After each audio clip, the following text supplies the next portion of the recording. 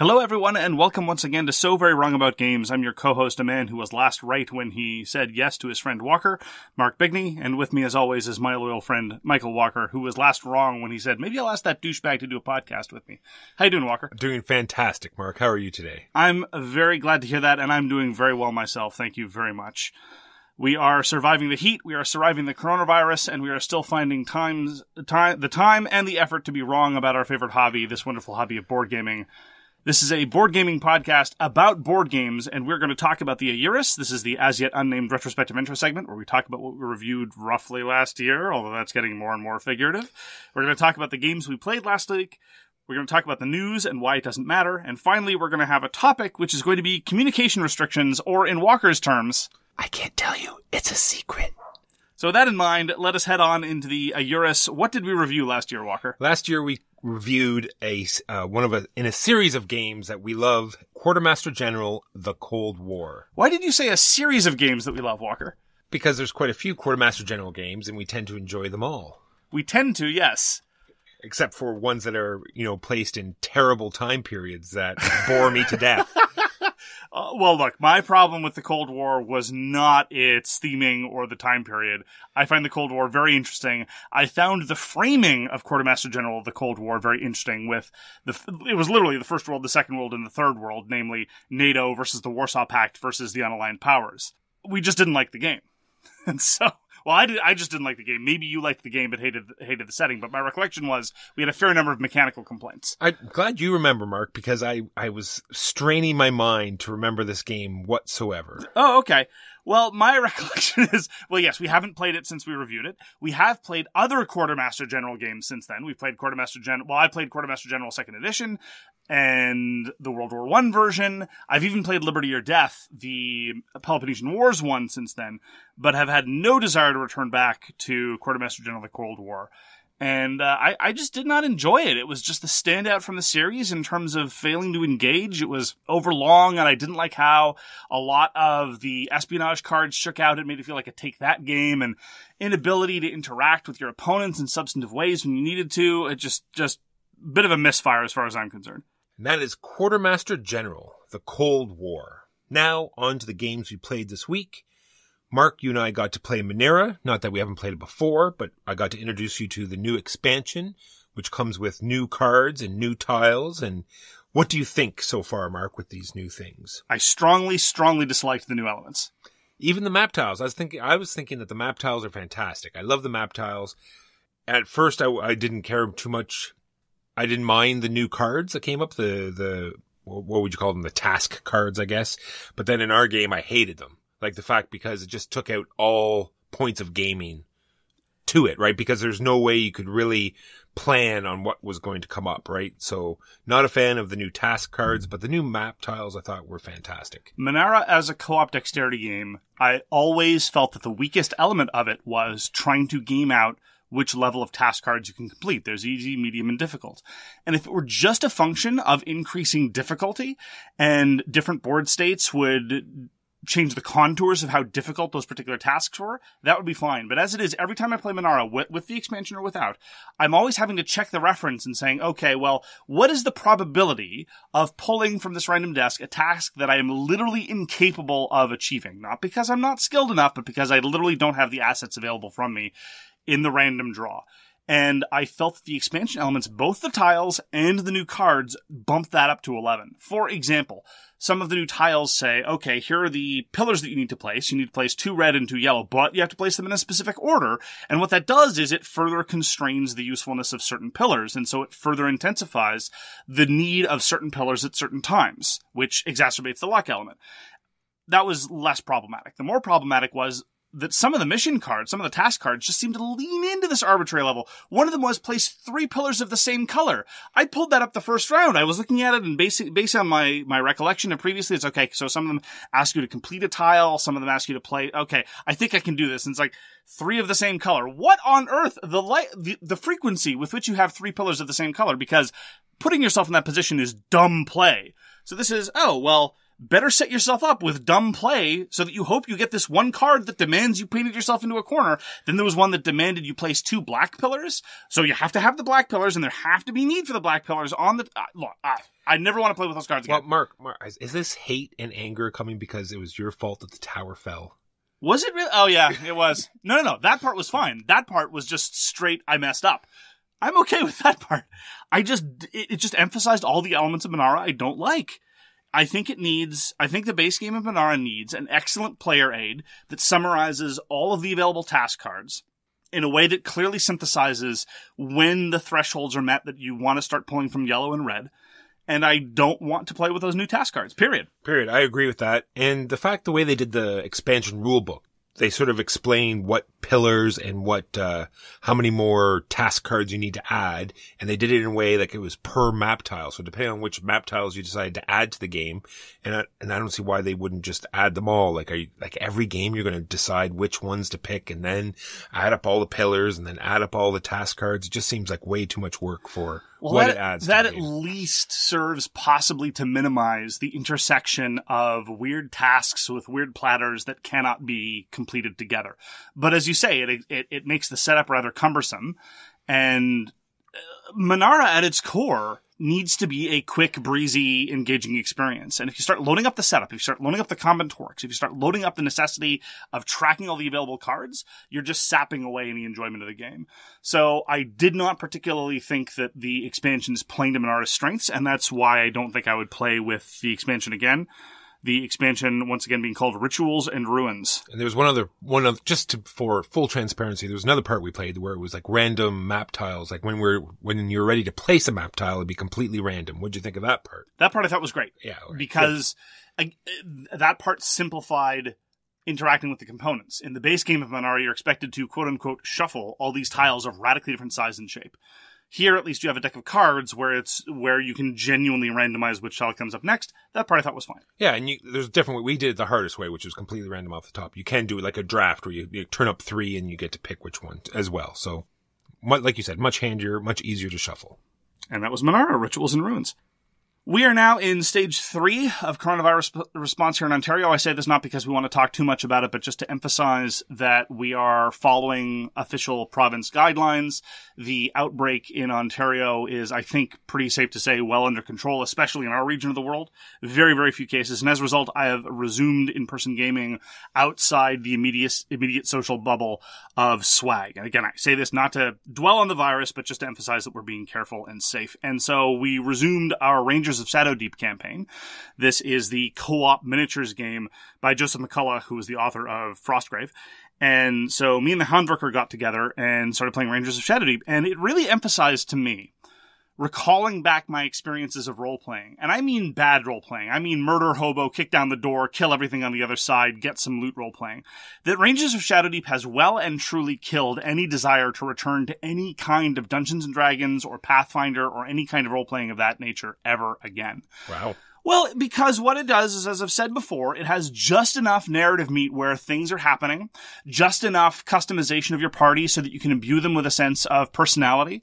My ultimate bellwether for whether or not a system has enough narrative meat to it is, do I feel the need to write a couple of pages of background fiction for some of the characters? And Rangers of Shadow Deep ticks that box. So I have a sense of who these people are, why they want to do what they do, etc. And so I get enough of that role-playing element, but I don't have to feel the need to overburden my combat simulator with 5 hours of shopping in town for the right kind of cheese or for the right shape of grappling hook. I realize I'm dismissing vast swaths of role-playing, and look, D&D is absolutely the proper jam for many a person. I'm just explaining that for me, I would much rather do something like Rangers of Shadow Deep. Now, we got to play a lovely little scenario where there were overturned carts and little gatehouses and stuff like that, and that is why I absolutely recommend that you make a friend like the Handwerker who has all this terrain and makes a lovely table, and everything looks just how it is. So, Rangers of Shadow Deep is a lovely open source system, but very much relies on an ample collection of miniatures. It was great to come back to it. Is it an incredibly satisfying tactical and strategic experience? No. Is it an incredibly rich narrative experience? No. But it is just the right intersection for co-op minis gaming that really satisfies me on a number of levels, especially when played every once in a while. So that is our continuing adventures with Rangers of Shadow Deep. And did you mention the designer on that? Joseph McCullough, yeah. Sorry, you did. We did miss the one for Menara, though. It's Oliver Richtberg, and it's put out by Zoch Games. Next, Mark got to introduce me to a game called Alone by Andrea Crespi and Lorenzo Silva, and they're from Horrible Guild. It is a 2-player game, which I found a little random. I think actually you're being too generous, but go on. It does say that you can play more than 2 players, but I really feel as though it will glow with a more intense light if you only play with 2 players. You know you're in trouble when Walker gets poetic. So there's a whole map laid out in front of the evil player, in behind a screen. They're moving all sorts of tokens around. Hidden movement, so the alone player doesn't know where they are in the map, and as lights go out, you can take away parts of the map. So sometimes it becomes a little fiddly when you're like putting map pieces on, taking them off again, putting them back on again. The human moves, you have to update the map. The human turns on a light, you have to update 2 maps. Yeah. You got to show where the lights are, and there's all sorts of tokens on your little map. I think the idea that they're going for is fantastic. The feel of it is fantastic, but I think it sort of falls under like being a little fiddly after a while, right? If they just cut back a little bit, I think it would flow a little bit better. But overall, I thought it was fantastic. Yeah, it really is one of those things where the premise is really well executed. And again, I would like to compare it favorably to Nemesis. Nemesis, you never really felt the premises. You never really felt the premise come through. Whereas in Alone, it's all focused on this notion of a solitary human figure wandering through an incredibly dangerous environment, desperately trying to complete their mission objectives. But when you said it was a 2-player game, and I said you were being a little too generous, having now played as both the human and as the evil player, I think this is a 1-player game. I think that the human player gets to do all the interesting stuff because they're the one who are in a position of information paucity, and they get to play with cool toys, and they get to level up, and they get to manage their actions carefully towards tangible sets of objectives that vary from game to game. The evil players play reaction cards and do upkeep. And most of the time, they're just doing the upkeep. And they're looking at the cards and saying, oh, this isn't really the situation for this yet. Maybe if I do this thing, I'll set up for this thing later. Okay. And so you're constantly trying to set up for this take that card combination. And sometimes it happens and sometimes it doesn't. Personally, and I'd like to ask your opinion, those instances where we were able to finally spring a trap and the card works more or less exactly the way we want it to, I didn't feel satisfied as a result. No. I got a sense of finally I can do something. Exactly. Finally, instead of at last my machinations. Yeah, finally it worked. And finally he did this in the room that I set him up to do, and this monster happened to be close enough. And the fact that it even went off at all when we were playing with more than 1 player, because people can jump in, like you could set this thing up like 4 turns advance, and then some other player really wants to play a card, and what are you going to tell him? No. Exactly. So he plays a card, and this monster that you've spent time moving into position is now jumps out into a lit room, makes a 1-die attack, and dies immediately. It was just... And again, I can see what they were going for, because the notion of a solitary human player playing against a committee of evil aliens all conspiring to murder them really does make sense, and really does communicate an atmosphere of paranoia and of solitude and of the odds being against you. But really, I think the game is easier for the human player the more bad players there are, which is counterintuitive. And honestly, I felt that a single role was being chopped up amongst 3 players and not very well. As you're exactly right, it's hard to hatch plans when everyone is competing for limited resources. And just to be perfectly clear, there's literally a fixed number of things that the bad people can do. And when you play with 2 bad people, then they get to do half of those bad things. When you play with 3 bad people, you get to do a third of those bad things. And that is on top of the fact that, again, being reactive, playing these reaction cards and serving as an effective game master was not personally nearly as satisfying as playing as the human. So I feel when you're teaching this game, like for the first time, if you have a bunch of people, having multiple people would be perfectly fine and actually advantageous, because like we said, there's a lot to keep up on the map. There's lots of things going on. I'm going to compare it to Star Wars Rebellion, where there's all sorts of cards coming in and troops to manage and new rules to sort of, like if it was your first game, like you said, you can only react, but remembering when to react and oh yes, I had this card that could react. So having multiple people jump in and do that is great for first time learning. But then after that, it would be the experience that we had and would be just painful. Yeah, first time learning for the first round, maybe. Yeah, maybe. It's just honestly one of the reasons why I'm being so negative on this is I'm really disappointed, because as I said, the way the conceit flows through the mechanisms and through the theme and the setup is really cool, and playing as the human was really neat. But now what we have is a 2-player asymmetric game where one of the sides is vastly more interesting than the other. So in other words, something that's competing directly against something like Space Hulk or Claustrophobia. So guess what? Cannot survive in our collection at all. Yeah. So, again, hints of genius here. I really like Lorenzo Silva. Generally speaking, his designs have lots of really good stuff, and I still maintain that just on the strength of the King's Dilemma alone, he's someone to watch. But I feel that alone is a near miss. Yeah, I love the double blind sort of hidden map element of it, but like you said, in the end, it fell like a dud. Played another game of PAX Renaissance 2nd Edition. This is with advanced elements, so it is possible that some of the cards will change. But the way the 2nd Edition works, you mix all the cards together, so there's a wild degree of variety. Played twice with Dr. Handsome, and so you might be asking the standard question that everyone wants to know, or at least I always want to ask of myself after playing PAX Renaissance. Did you buy and did you play the Handsome and launch a jihad in Hungary? The answer is, in the first game, I did. I didn't want to, but I thought of it. So see, there I was, right? The Handsome is there in the tableau, and you're playing against Dr. Handsome. And if Dr. Handsome plays the Handsome, at that point you've lost. Like, there's just nothing... It's true. The combo has come down on the table, and there's no point... The force of history and the force of handsomeness will crush you. And so I just couldn't afford to pass up that opportunity. It didn't work out. Radu of Dracul was undone by a conspiracy yet again. Not a conspiracy led by his other older brother, Vlad, though. This was just a different conspiracy entirely. But, for a while, we had a very, very handsome caliphate in Hungary. At any rate, every playing of PAX Renaissance really does emphasize that the more you internalize the levers you pull, the more variety you're going to get. And so you really do get payoff for all the incredible Baroque subsystems and rules. And I'm very, very glad that there are a number of opponents, among them Dr. Handsome, who are willing to keep going down this rabbit hole of the system, because the more you internalize these things, the easier things get. And we had a bit of a disagreement when we reviewed PAX Renaissance about whether or not the ultimate payout was worth it. I completely respect the fact that at the time, and probably to this day, you don't think that it's worth it. I do. And I'm very, very glad that I have the opportunity to keep exploring the way things go. So just as an example, we had in both games...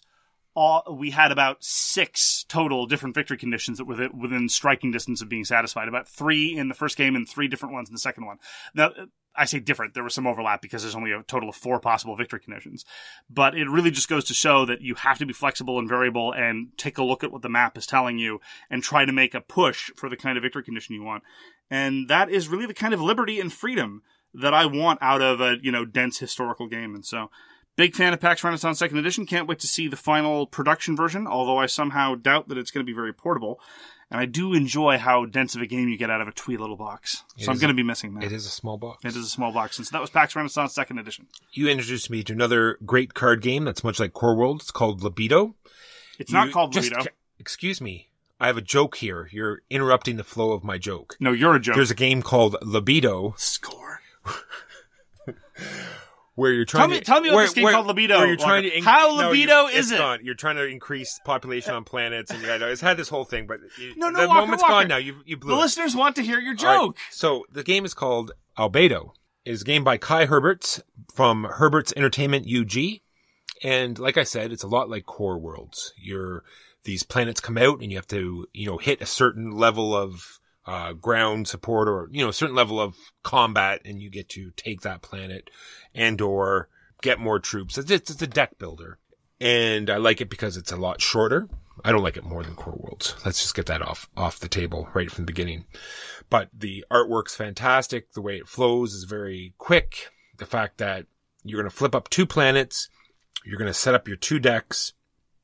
From your hand, this pile is going to attack this planet, this pile's on the other, and whoever has the initiative gets to decide what they want to do first, and the other person can't do that, so they have to either do something less or something more or something they don't want to, and overall it was great. The only problem I had with it is I felt it was a little random, like I said, because both people, sort of set up their piles, so as they flip them, it could be anything, right? So you sort of trying to second guess, and sometimes it could just, pay off or not pay off. It just seems sort of like, guess what? So for once, I will agree with Walker's comparison. It is very much like Core Worlds in that there's a procession of planets that you can conquer, and especially since you have cards that generate air power and land power. Unlike Core Worlds, where the difference between land power and air power is purely arbitrary. Some things need air power to be conquered, some things need land power, some things need a combination of the two. In Albedo, air power is initiative and land power is how much you're able to conquer. And there's a limitation on how many people can show up at one place, so if you have more initiative, you might be able to grab something on the cheap. And I really do think that Albedo gets a lot done with a very minimal component set, rule set, and playing time. It's about a 20-minute game, and I've been very, very impressed with the quality of decision making. I've now played it about 3 or 4 times. I was first introduced to this game about a year ago from my friend Woogie, and he's a big proponent of the game. And I'm really, really enjoying exploring its complexities. Now, I will grant you that the whole trade-off element is a little bit tricky because it's a simultaneous action selection game that kind of sort of feels like a blind bit, because as Walker says, you designate where your hand cards are going to go at the start of the round, and then you reveal them simultaneously. But the trick is, unlike a lot of other blind bidding games, there's a strong consolation for coming in second. If you can't get what you want, you can probably get something else. And so for me, a lot of the satisfaction in playing Albedo well is trying to figure out the situations where I really, really like what I'm going to get if I come in first, and I'm going to be happy enough if I come in second, and finding out that just precise level of force, so you don't overcommit and you don't undercommit. No matter what happens, you'll be relatively happy with what's going on. Some people play it differently, very much like other blind bidding games, where they're like, all or nothing. I need to go in hard and I want to cut them off at the knees, but if this gambit doesn't work, then I'm in trouble. And sure enough, there's room for risky plays like that as well. Albedo was one of those really, really, really small Kickstarters that got funded with a couple $1,000 kind of deal. And it's a small box card game that can play up to 8 players with 2 sets of decks. I haven't done that. The most I've ever played with is 3. But I'm a huge fan of what Albedo does. I prefer Core Worlds as well. But for when I don't feel like playing 2.5 hours of deck builder, I think that Albedo is absolutely a good way to go. Just as an instance for how quick and visceral it is. With the default, there are 3 factions now available with expansions. But if you play with the default faction, you are going to shuffle your deck at the end of the first round. You get 1 hand before you shuffle your deck. And so that's how quick and immediate it is. So when you're getting new cards, it's not like you're going to see them 3 or 4 rounds from now.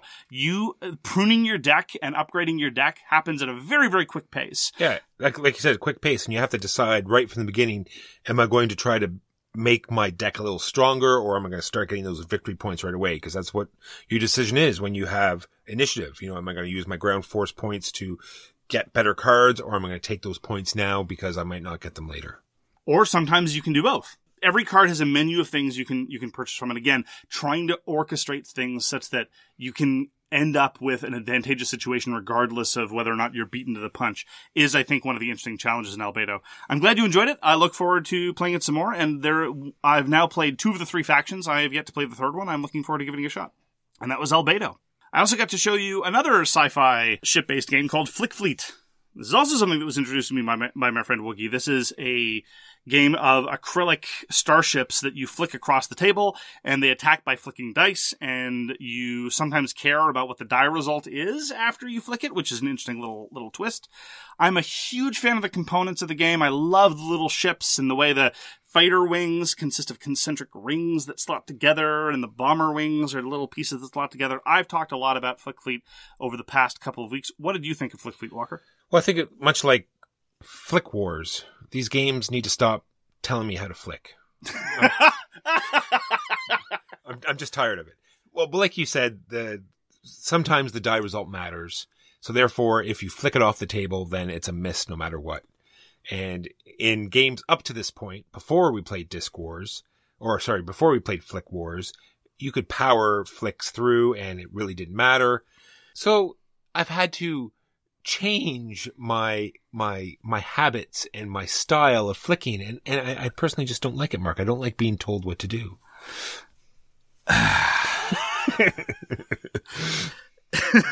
No, but like you said, that's just being silly. But of course, it is fantastic, and the fact you talked about this last week, how it's really weird how to maneuver your ship. It's unrealistic, but very interesting because as opposed to the way space combat actually works. Oh, come on. So, like he said, your ships are acrylic, and there's like these really thin, long ships, so you can see what would happen if you have to flick it from where the thrusters are at the back. You know what's going to happen when you do that. It's going to probably spin across the table and end up in some odd facing, right? And seeing as next turn, if you want to move it again, you have to flick it from the back. It's probably not facing the direction you want to go. So very hard to maneuver these ships around, whereas opposed to the fighters, they've done something fantastic with that. They just made them circles, so fighters are very maneuverable. They can go wherever they want pretty well. I just like how they did that. I thought it was very interesting. So just to recap, Walker like flick hard. Yes, Walker not like finesse, Walker like flick hard. Walker hit hard, flick, hit things off table, make pain, suffering. Excellent. That is Walker's review of FlickFleet. Then we brought Blitzkrieg back to the table. It is by Paolo Mori, by PSC Games, and we decided to try the Japan expansion finally. Is that what's the official name of the expansion? It's called the Nippon expansion. The Nippon expansion. And it brings Godzilla into it, which is, of course, has to be included. And just as a minor parenthetical, when we complained about how there weren't really good kaiju games other than Monster Apocalypse, people on the forum pointed out quite rightly that we had left out Rampage, or as it's now known, Terror in Meeple City, which is a pretty darn good kaiju. Is it? I have not played it yet. So you haven't played Rampage? No, I haven't. I've seen it. That's an oversight. So you're not able to flick hard though. You can flick a little hard, but if it goes off, we'll see. All right, so with the Nippon expansion, it brings Japan into the game, and what's happened is Germany has taken over the United States of America, and Japan has decided to come to the rescue. Can we say that? Sure, why not? Why not, right? So it adds a pretty well mirrored, set of tokens to the game, but you get to use the expansion board, which is much different than the standard board. And this one, there's all sorts of plenty of more theaters to choose from, but there are 5 action cubes on the board. So those are the 5 theaters that you're allowed to put tiles in at that moment. And then when you've filled one of those theaters, because there's a lot less space for tokens, you're placing these tokens out on the board that you've randomly drawn from your bag. And your hand of 3, you choose these tokens and you put them out on the board, and you're trying to get the majority. You're trying to get the majority in the theaters, right? And your tokens go up and down the scale. And like I said, in this new map, when it fills, you can max it out so much that you'll get bonuses when you move the action token to the next theater. So you can already start at an advantage at the next theater. And whoever completes the theater can then decide where you go. So after Los Angeles has been determined, you can then go to, say, I don't know, Seattle or Las Vegas. There are a couple of choices about where to proceed. And we both agreed we think that the original map was much better, but I don't think this was bad at all. I think it was a nice change. I think they did a great job, changing it up and making it much different. It's not just different colors and different, they didn't just call the different, change the names of areas. I think I enjoyed playing on it. Given the simplicity of the system of Blitzkrieg and given how tightly designed it is, I think they did a reasonably good job with the expansion, even though I prefer the base game, because they introduced a different army that is slightly different.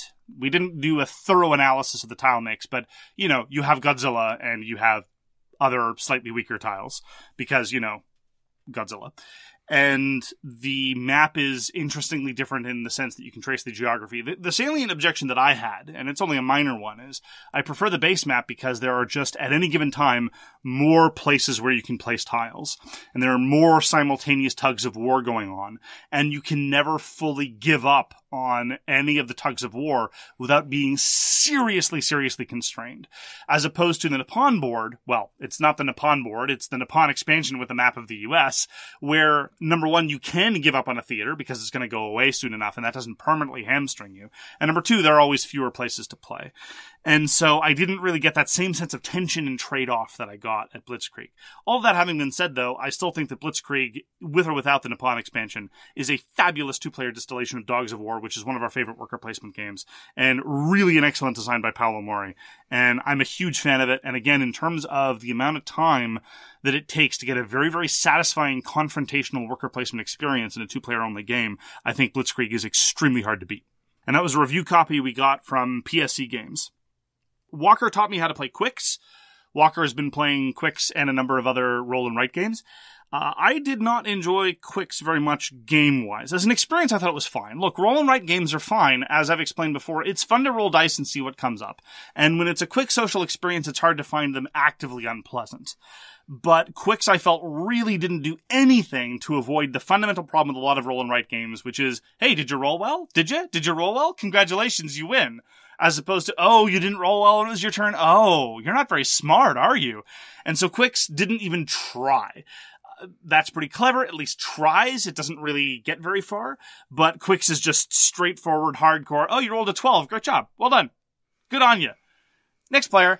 Yeah, that's pretty well how I summed it up a while ago. It's true. All of roll and write games. I rolled well. I won. You did not roll as well.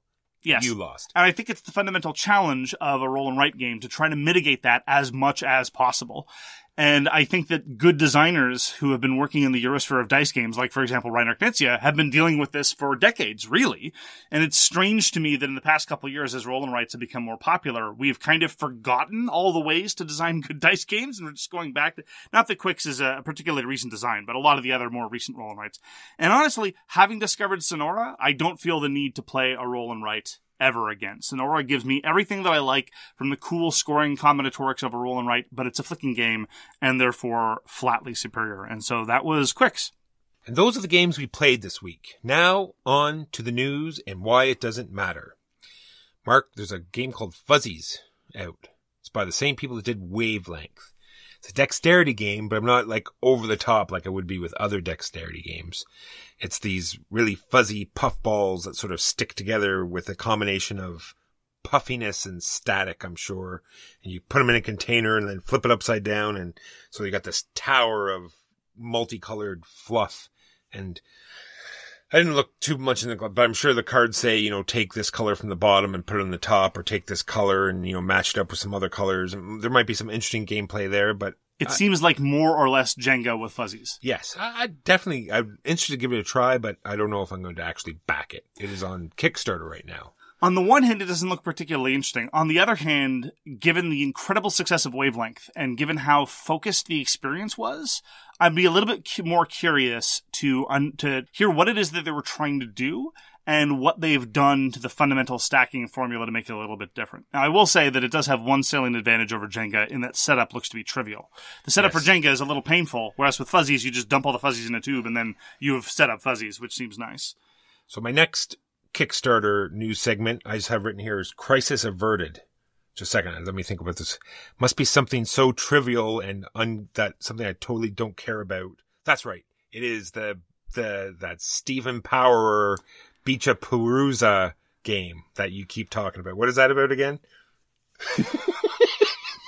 It is a good thing, I feel, listeners, that I have never discussed religion or theology with Walker, because if he ever gets a sense of any of your fundamentally deeply held values, he is going to troll you harder than an American president. Yes, this was actually going to be one of my news items. The Steven Universe Beach-a-Palooza card game has funded. One of our listeners actually took credit for taking it over the top, which, right, if true, would make me so happy.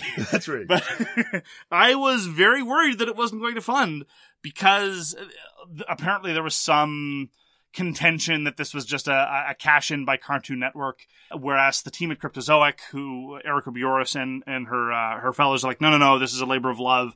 It's clear, anyone who has any enthusiasm for Steven Universe, within 5 seconds it was clear that the people who made this game had an affection for Steven Universe, because they really go into some of the deeper cuts of the references.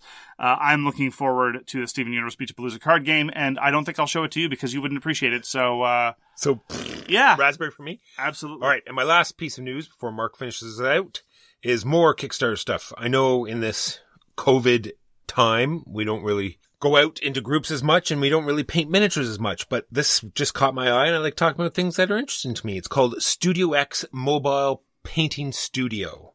And a lot of people, when it is normal times, like to go down to your local gaming store or over to a friend's place and do your miniature painting, because it can be tedious to some, or just doing it in groups is usually more fun. And this thing looked amazing. A place to hang your brushes, place to put all your paints, place to put your figures, and it clicks together and in this little, satchel that you get to carry wherever you want. It seemed fantastic. Check it out on Kickstarter. Studio X Mobile Miniature Painting Studio. Yeah, painting miniatures as a social experience it's not the way I like to do things, but then again, I don't like painting in the first place. But watching a bunch of committed minis painters share techniques and share equipment and share materials and just be able to chat while they're engaged in this potentially tedious process. It really does seem like one of the best aspects of the hobby, and I always find it very encouraging when I see that people who are enthusiastic about miniatures games get together and paint in a social way. But yeah, transporting the materials is a pain, so it definitely seems like a potentially useful peripheral. Finally, a bit of podcast-specific news, or rather, So Very Wrong About Games extended universe media news. And this is actually the first time that Walker's going to be hearing about this, not that he really cares or not that it really matters. Is that the name of the podcast again? What was it again? I have decided to start doing video reviews again under the aegis of All the Games You Like Are Bad. And I'm going to be doing this as timed exclusives for Patreon backers, in part because some Patreons have expressed enthusiasm and wanted me to get back at it. So this is going to be an opportunity for commissioners and overlords to commission and overlord specific reviews. So if there are reviews that you want to be done of new games, of old games, just let me know. I don't have a fixed release schedule yet, and I'm not entirely certain how long they're going to remain patron exclusives, but you can look forward to the first one going to be coming out this week, and I'm probably going to try to churn out at least 2 months, maybe more, as the spirit moves me. And this is primarily motivated, as I say, as a desire to give back to our lovely backers, because some people have asked for it, and if wherever possible, if our supporters ask for something, I like to be able to give it to them. So look forward to that in the near future. And that is the news and why it doesn't matter. Now on to our topic of the week, which is, I can't tell you, it's a secret. So this is actually about communication restrictions. These are about games where you are limited in what you are able to say to your fellow players, where you are literally not allowed to utter certain things, or sometimes anything at all, with respect to the game state, and where we think this is successful and where we think this is unsuccessful. Why don't we start with games where you are literally not expected to be able to say anything with respect to the state of play, other than, say, rules questions. And Hanabi and Mysterium do strike me as two examples of that. Another one is Shipwreck Arcana, but Shipwreck Arcana is very much like Hanabi in terms of its structure anyway. Same with Beyond Baker Street. Yes. That is true. So how successful do you think those things are? Well, by sales and popularity, they seem fairly useful. Well, I didn't mean that. I meant in terms of design elements. Weak. Marketable but weak, says Walker. That's right, marketable but weak. Okay, what do you mean by weak? Well, I mean, it just puts a lot of the gameplay on the players, right? It's really these games that could fall apart if you have the wrong group. You know what I mean? If the people aren't into that type of game and they don't understand what's going on, or they just don't. It's a very odd mechanism, sort of, not to cheat or not to just, people just sometimes just want to socialize and they're going to drop hints or just, say, oh, you know what I mean, or, what I mean, like, and sort of just flub it and ruin it for everyone. Well, I can definitely say that in the context of Hanabi and Mysterium and things like that, it definitely, on top of all that, because all communication restrictions to a certain extent put a damper on table talk, which is not something I approve of or generally prefer. In the case of games where you're literally not supposed to be able to talk about anything with respect to gameplay, I find one of the worst aspects of it is that it really causes new players to internalize pressure in cooperative games, because Hanabi and Mysterium are both pure co-ops, and many people like the fact that there's this communication restriction. More on that later. But for me, the salient downside is when you're teaching it to new players and it's their first turn and they're looking and say, but I don't want to make a mistake, but I can't ask whether or not this is a good play to make. Now, in the context of Mysterium, though, I think we are exaggerating a little bit. In Mysterium, it's the ghost who's not allowed to say anything.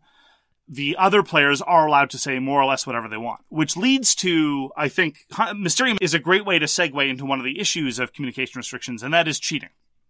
Because Mysterium is, interestingly, of the games that we're going to talk about today, the one I think that is most amenable to cheating, but the one where I've seen cheating the least. Because in theory, first of all, when playing Mysterium, you could break the game trivially, right? You could set up a convention where where you and the ghost understand that, well, if you want the second card from the left, if the ghost plays 2 cards in front of you, that's the one you're going to pick. Or 5 cards from the left, they play 5 cards in front of you, that's the one you pick. Yeah, or the majority of the color, we've run into that problem before. It's like, oh, well, the majority of the color on this card was red, so I want you to pick the red one. But but that's not cheating, though. I know, but I mean, it's borderline. If you overuse it, if you keep doing it every time, I think it just seems sort of, because I don't think that's what the other player really wants, right? They want to figure it out in other ways. You know what I mean? They don't want to just keep looking at the colors over and over again. Okay, well, I've never seen a session where the ghost had the necessary cards to rely exclusively on one mode of analysis. Color association is often an acceptable mode of analysis, but then there's object association, shape association, location, blah, blah, blah, blah, blah, blah, blah. Any number of other kinds of association. I've never seen a session where the ghost could rely all on one metric, either explicitly or tacitly. And so that's fascinating because it seems to me entirely legitimate. Like, why would you want to outlaw any one of those possible metrics? Not outlaw, but I mean... Or discourage. Well, not... Frown on. Imply that it's cheating or breaking the game. Because it's overused, if it was overused in a particular session. Okay, that's fine. Another thing that could happen, and I've sometimes seen people get up to the edge of this, but it's never actually happened, where the other players say, well, if the ghost wants me to believe this thing, then next turn they should do this very specific act that I'm telling them to do. I've never seen anyone get that close, but it's inevitable that when you're starting to have this discussion, you're trying to get into the psychology of the ghost. The ghost is expected to make some inferences based on the discussion that you have as players. True, but if you start, like you say, but even that doing a specific action, or I've seen it even in our sessions where it said, well, if he was trying to tell me this, he would have done this instead. And then next turn they do it. You're trying to lead the player on. But again, it's very much in the sense of metrics. It's like, I've looked at this. I don't know whether I should be drawing the association of blades or I should be drawing the association of orange. And at the moment, I'm going to have to go on more or less a 50-50 shot. I'm going to make the association of blades. If I'm wrong, and next turn I get a card that's orange, I guess it was orange this entire time. That, to me, doesn't strike me as against the spirit or the letter of the rules at all. That's as compared to other things. Which is fascinating, again, because Mysterium you could break easily. Hanabi, on the other hand, I see people cheat all the time. The number of it's almost like bridge. Right? Bridge is fascinating. I know hardly anything about bridge, but every once in a while, I read these marvelous long reads about, world bridge competitors who get caught cheating because of some elaborate system involving the magnetic field of the earth and where bidding cards are situated and all this kind of stuff. Anyway, but people develop these in-house conventions about what means what, and I played this first on a Tuesday on this side of the table, so that means I know you've got a 2 showing, and Anyway, I've only ever played Hanabi straight, but maybe that's one of the reasons why I always lose. I want to go back to just what you talked about where you completely outlaw speaking altogether and people want, that's why people play games is to talk back. Right. And I'm just wondering if that's why, our code names games have, morphed into this, where we do so much, back talk. While, we engage in so much, bad talking, while the other people are trying to guess. And I wonder if that's part of it because we're so restricted in what we can say when it's our turn that, we go over the top when it's not our turn.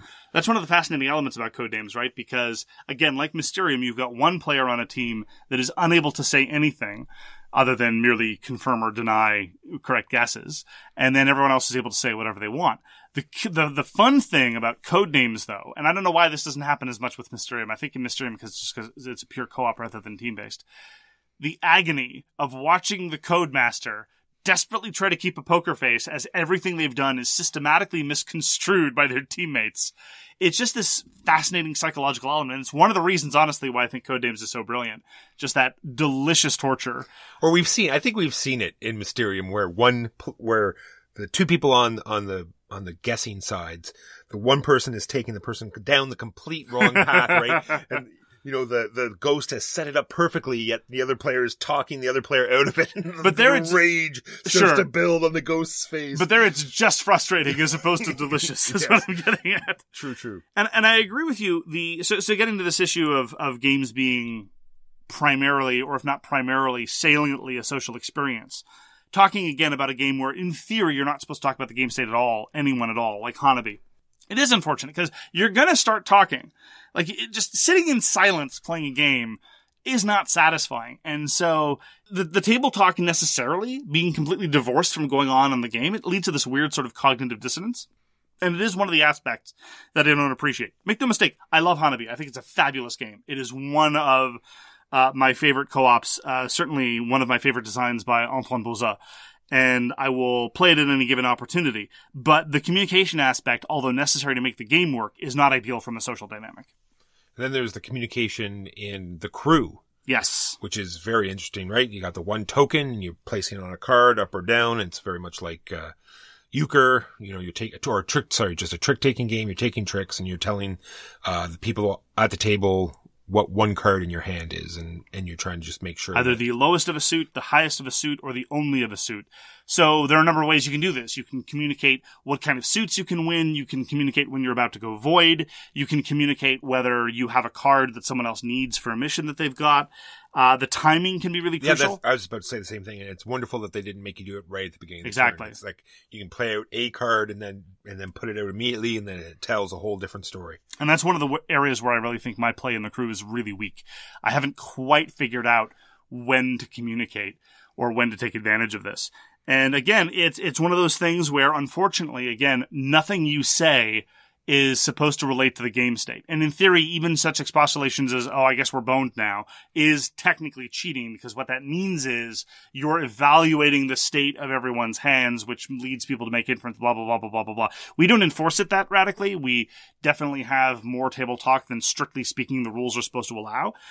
But it's a co-op game. A little bit of judicial cheating never hurt anyone. And I don't think that a little bit of table talk is as deleterious to playing the crew as it would be something like Hanabi. Anytime you let something slip in Hanabi, the game state, I think, is very seriously undermined. Let's talk a bit more about co-op games. So I've written here, usually comes up as a problem in co-op games when they try to inject some sort of competition. Yes. So like with all these one versus all games or dungeon crawling games, or it just seems to be in all these games where you can't tell people specific things that you have in your hand, even though the game is completely cooperative. Yeah. Like, let's go with number one, Gloomhaven. Absolutely. Comes up twice in Gloomhaven. One, I think, is essential and never had a problem with it, never bothered me, and that's your initiative, right? You put down your 2 cards and you're not supposed to tell anyone. I think we've fudged it a couple times. I'm not sure. I haven't read the specific rule myself because you were the rule master for that particular game and almost every other game. Thank you for trying to explain it in the way that makes me sound like the biggest douchebag possible. Well, That was great. I was about to elaborate. I was about to say because I'm too lazy and dumb to actually read rule books, but you didn't like. Oh, and now I look like a bully. That's great. Oh, wow. Okay, so I would like to impose a new communication restriction on this podcast. All right. So, but I think we've taken liberties with that. We say, okay, well, I'm not sure. Are we allowed to say anything while you're playing cards? Well, okay, so going back to our criticisms of Gloomhaven, we both love Gloomhaven. It has its problems. And I think almost all of its mechanical problems relate to its bizarre attempts to make things almost kind of semi-competitive. That you can't share gold and weirdnesses with that. And that leads to further weirdnesses with things like retirement. The fact that your battle goals are in theory secret, where you're like, no, don't open that door. For reasons. And the initiative level, where again in the rules, it's kind of like, and this is just a general family of things, it's what I call the Shadows over Camelot problem. You're not supposed to say specifically, but you can talk generally about things. And this gets you to really absurd things. David Serlin, who is a guy who is occasionally interesting and occasionally infuriating, let me rephrase that, a guy who is rarely interesting and often infuriating, says that any game with communication restrictions, all those communication restrictions will inevitably be undermined by proper play. He's of the opinion that if a game presents you with communication restrictions, any smart person who is good at the game will develop conventions that will supersede those rules. In other words, he has no care for the spirit of rules as intended. Right? So you could say, I'm playing a card that's swift like a sparrow, and you just say, by the way, guys, swift like a sparrow means less than 20. And he thinks that stuff like that is okay, or something parallel to that. But inevitably, in some cases, that is what you end up with. So we were playing Gloomhaven a lot with Dr. Stallone, and you're allowed to give general information. And so when he would play a card and he says, this round I'm going very fast. We knew that meant 7. We knew it meant 7. Exactly 7. Precisely 7, not roughly 7. We knew it meant 7 because that was his fastest card, and that was just, nobody did anything wrong. We just made that inference. And so, yeah, those communication restrictions, we try to respect them as best we can, but they're kind of silly and they break down. True. And the alone, like we just talked about earlier, when you're playing with multiple players, you can't show each other your cards. So like we said, you've set up this thing that's taken, 4 or 5 turns, and you're not allowed to really show, well, I don't do that because I set this up and I have this card, but you can't tell anyone about it. And it just seemed silly. Well, you're allowed to say, so the rules in alone are, you're allowed to say whatever you want. You can't show each other cards, but anything you say has to be discernible to the human player. So you can say, don't play any cards, I've got this. that's acceptable. And then you could theoretically go into detail about what I've got this means, but then the human player would know. So I don't know, it kind of sort of works. I just really hate the way it works in Shadows over Camelot or Battlestar Galactica, where you're pitching in a card with a certain number, or in some cases a certain color, and you're not supposed to say what color it is, and you're not supposed to say what number it is, but you're allowed to vaguely talk about what kind of card this is. It's like, this is a good card. This is a very good card. This is an extremely good... So like, does it break down into a Likert scale or not? Like, it's just, it gets fuzzy, and you can't really get to a solid clarity. And I'm not saying that this upsets me from a sense of competitiveness.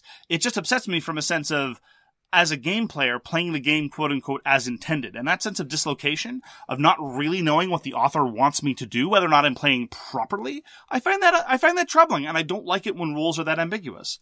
Some games that have changed it. Like when Pandemic first came out, you're supposed to keep your hand secretive.